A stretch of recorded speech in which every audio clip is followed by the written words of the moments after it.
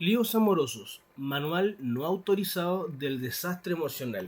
Capítulo 2. El arte de ilusionarse antes de tiempo. No todas las historias amorosas empiezan con algo grande. De hecho, muchas ni siquiera empiezan. A veces apenas se insinúan y sin embargo logran ocupar un espacio enorme en la cabeza de alguien. Basta una conversación que fluya, una atención amable, una coincidencia que se siente significativa o un mensaje que llega justo en el momento adecuado para que una posibilidad empiece a crecer por dentro. Todavía no hay historia, pero ya hay expectativa. Todavía no hay vínculo claro, pero ya hay inversión emocional. Todavía no pasó casi nada, pero internamente ya empezó demasiado. Ese es el terreno de la ilusión temprana, el momento en que una posibilidad se vuelve más grande que la realidad que la sostiene. Es un fenómeno muy común y al mismo tiempo muy malentendido. Se lo suele reducir a ingenuidad, ansiedad o necesidad, y algo de eso puede haber, pero la ilusión temprana es mucho más compleja. No aparece solo porque alguien se pase película, aparece porque la mente cuando detecta algo que le entusiasma no se limita a observar, completa, conecta, acelera. Funciona como esos sistemas de autocontemplar que con dos palabras ya intentan adivinar la frase entera. El problema es que el amor, el autocompletado, suele escribir párrafos enteros con información todavía insuficiente.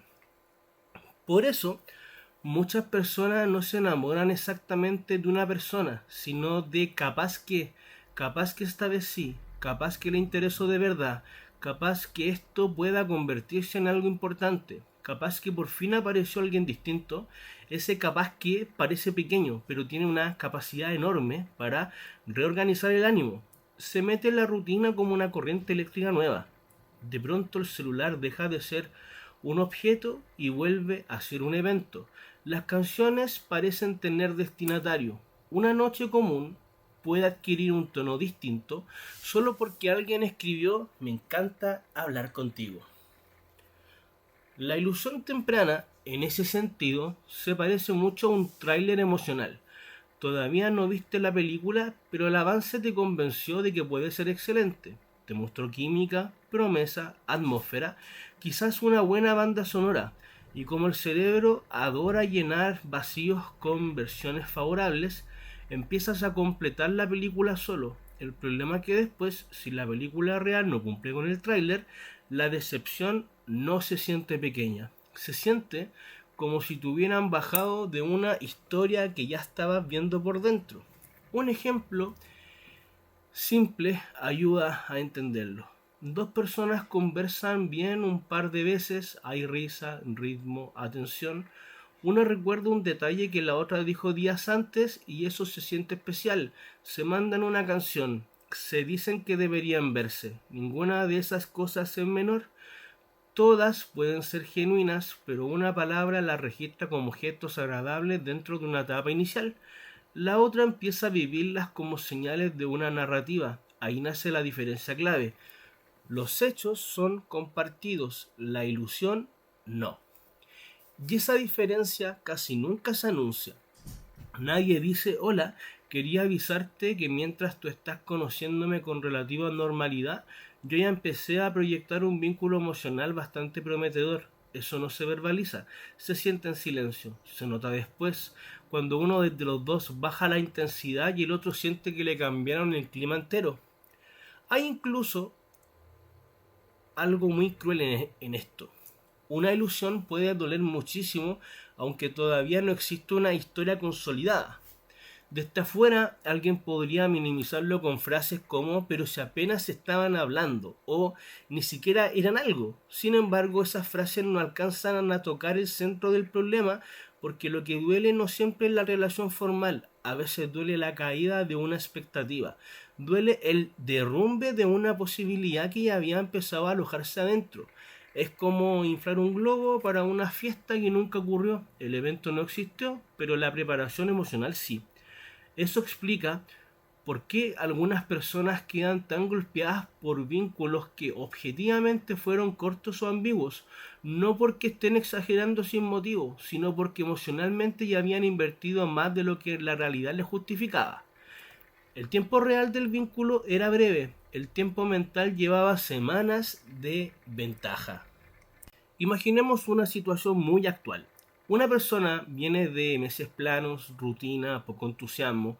Conoce a alguien con quien conversa durante 4 o 5 días seguidos. No es una relación, ni siquiera una cita muy elaborada. Pero esa conversación le cambia el tono del día. Se despierta mirando el celular, se ilusiona con responder algo divertido, vuelve a elegir ropa con un poco más de cuidado por si se ven. No porque ya haya un vínculo firme, sino porque apareció algo que devolvió la sensación del movimiento. Ahí, ahí la ilusión no solo se construye sobre el otro, también se construye sobre lo que ese otro despertó. Y eso es fundamental. La ilusión temprana no habla solo de la persona que apareció, también habla del momento en que apareció. No es lo mismo conocer a alguien cuando uno está pleno, ocupado, estable y emocionalmente bien planteado, que conocerlo en una etapa de cansancio, soledad, baja autoestima o hambre de novedad. La misma chispa cae distinto según el terreno. En un bosque húmedo una chispa se apaga, en un campo seco prende rápido. Con las emociones pasa algo parecido. A veces una conexión en apariencia normal se prende con una fuerza desproporcionada porque encuentra dentro un material muy inflamable. Ganas de ser elegido, necesidad de alivio, deseo de que por fin algo cambie. Por eso, una persona puede decir después, no sé por qué me ilusioné tanto si apenas lo conocía. Y la respuesta muchas veces es doble. Sí, tal vez había señales que daban para entusiasmarse, pero también había dentro una necesidad lista de agarrarse a algo. Eso no convierte la ilusión en algo ridículo o vergonzoso, la vuelve humana, porque una parte importante de la ilusión no nace de la fantasía vacía, sino del deseo legítimo de que ocurra algo bueno. Nadie se ilusiona solo por deporte, uno se ilusiona porque quiere conexión, porque quiere sentir que hay posibilidad, porque necesita sentido, porque le gusta la idea de que alguien lo mire de un modo distinto. La ilusión es peligrosa, sí, pero también cumple una función seductora. Devuelve vitalidad. Se parece bastante a cuando uno está agotado y prueba el primer café del día. Antes estaba medio apagado, de pronto todo parece más posible. El café no resolvió nada, pero levantó algo. La ilusión temprana tiene ese efecto. No garantiza nada, pero activa. Y justamente por eso cuesta tanto regularla. El problema aparece cuando el entusiasmo deja de ser liviano y empieza a comportarse con una certeza anticipada. Ahí entramos en una zona más delicada, porque una cosa es pensar qué agradable esta conexión, veamos qué pasa, y otra muy distinta es empezar a sentir esto tiene que seguir así, esto debería crecer, esto ya parece algo importante. En ese punto el interés ya no observa, exige, ya no acompaña el ritmo de la realidad, intenta empujarla. Hay señales bastante claras de que la ilusión empezó a adelantarse. Una de ellas es la lectura excesiva. De pronto todo adquiere valor simbólico. El tiempo de respuesta, el tono de mensaje, la música que subió, la frecuencia de los audios, si puso un punto final, si usó un emoji, si reaccionó rápido o tarda una historia. Es como si la persona pasara de estar interesada a convertirse en una analítica de mercados sentimentales, intentando detectar tendencia de microseñales demasiado inestables. Otra señal es la anticipación emocional. Empiezas a imaginar situaciones futuras antes de que la base relacional la sostenga. No hace falta que llegues a proyectar matrimonio, basta con cosas más pequeñas y cotidianas, pensar cómo sería presentarle tus gustos, imaginar un lugar al que podrían ir, fantasear con conversaciones futuras, incluso acomodar el día esperando un mensaje. Todo eso parece inocente, y a veces lo es, pero cuando ocurre muy rápido, empieza a levantar un edificio emocional sobre pilotes todavía blandos. Una mini historia lo ilustra bien. una mujer conoce a alguien en un cumpleaños, hablan 20 minutos, él es atento, divertido, escucha con interés y después le escribe: lo pasé muy bien contigo. Ella sonríe, naturalmente. Hasta ahí todo normal, pero durante la semana él le manda un par de mensajes más, le responde una historia y le dice: deberían repetir la conversación. Nada grave, nada engañoso. Sin embargo, ella ya empieza a pensar que hay algo distinto. Lo comenta con una amiga, relee ciertos mensajes, imagina cómo sería una salida larga con él. Cuando él luego desaparece 2 o 3 días porque está ocupado, simplemente pierde interés. El golpe no se siente como una interrupción menor, se siente como si le hubieran cerrado una puerta que internamente ya estaba abierta. Esa diferencia entre puerta real y puerta imaginaria es central. Muchas veces no nos duele tanto lo que pasó, sino lo que ya habíamos empezado a alojar como probable. La ilusión temprana también tiene una relación muy estrecha con la velocidad. La realidad casi siempre necesita tiempo. La gente se conoce de verdad despacio, la compatibilidad se prueba en el uso, la coherencia del otro no se detecta en 3 audios buenos, sino en la repetición. Pero la fantasía no respeta tiempos, corre sola, es una startup emocional sobrevalorada. Tiene muy poco respaldo real, pero ya está cotizando altísima en la bolsa interna del entusiasmo. Por eso la etapa inicial del vínculo debería ser idealmente una etapa de observación, no de frialdad, no de cinismo, no de paranoia, sino de observación. Sin embargo, cuando entra la ilusión temprana, esa observación se contamina. Ya no estás solo mirando quién es el otro, también estás tratando de sostener la historia que imaginas que podría construirse.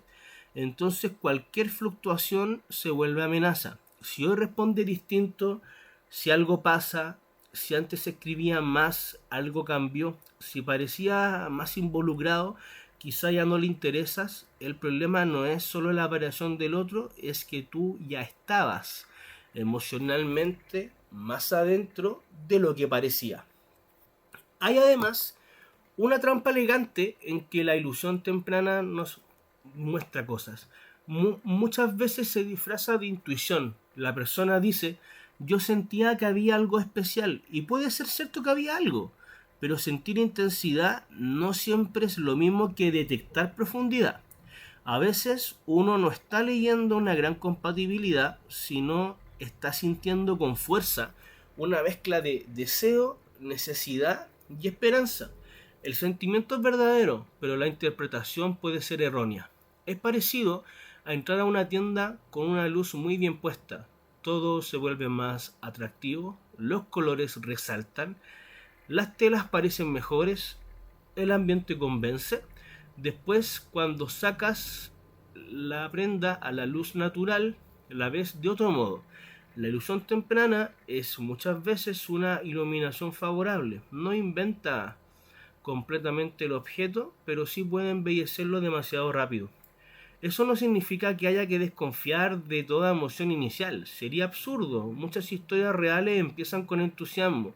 Muchas conexiones auténticas se sienten desde el inicio. El punto no es apagar la chispa, sino no tratarla inmediatamente como una prueba definitiva.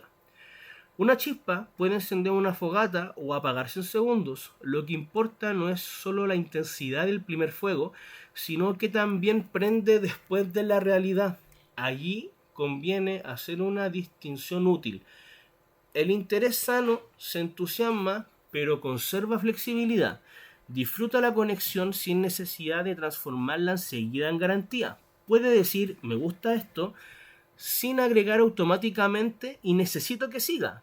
La ilusión temprana, en cambio, se pega rápido a la continuidad. No solo disfruta, empieza a esperar. No solo espera, empieza a leer. No solo lee, empieza a sufrir.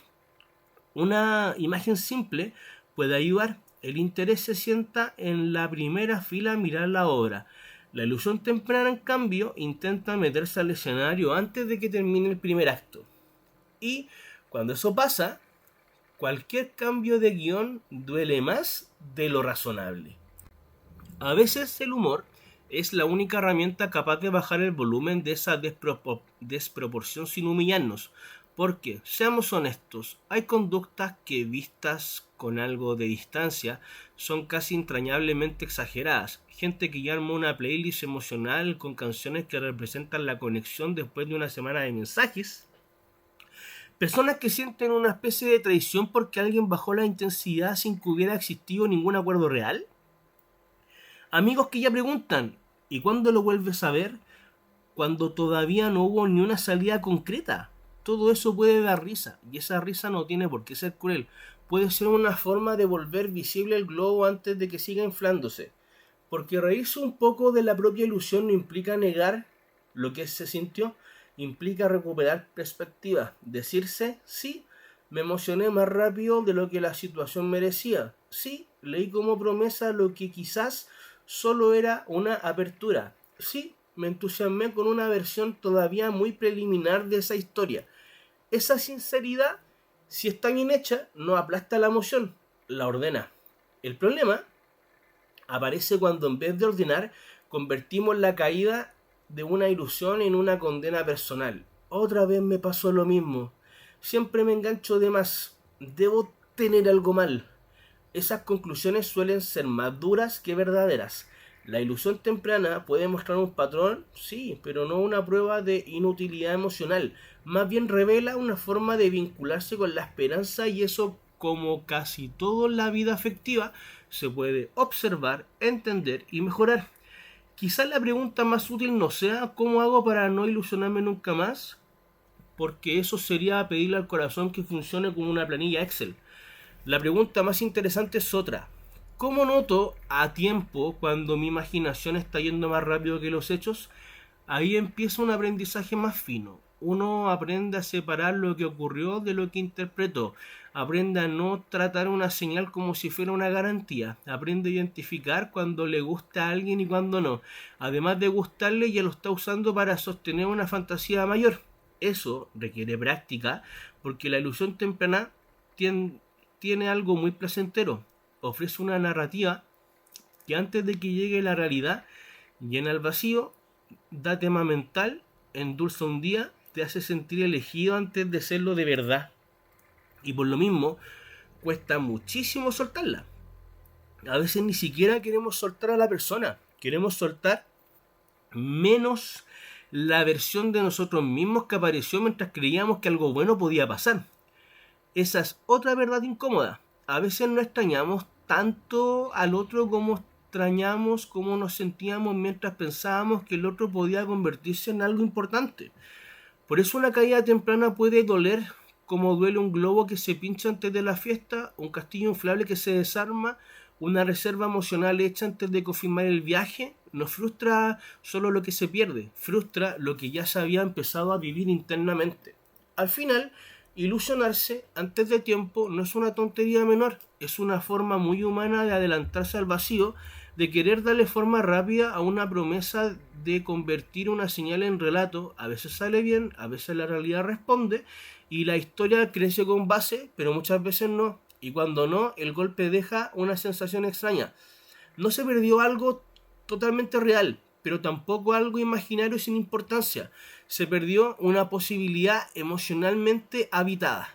Tal vez por eso conviene aprender a tratar la etapa inicial como una mezcla de apertura y sobriedad. Entusiasmo sí, curiosidad por supuesto que también, pero sin entregar de inmediato el gobierno interno a una historia que recién empezó a insinuarse. La realidad necesita tiempo para mostrarse, la fantasía en cambio necesita apenas una excusa. Y cuando una posibilidad empieza a ocupar demasiados pasos sin terminar de definirse, sin consolidarse, sin convertirse realmente en algo claro, entramos en uno de los territorios más reconocibles y frustrantes del amor moderno. Ese lugar ambiguo donde parece que hay algo, se siente que hay algo, pero nunca termina de ser del todo. Ese lugar tiene nombre y suele dejar a mucha gente emocionalmente estacionada. Es el territorio de los casi algo.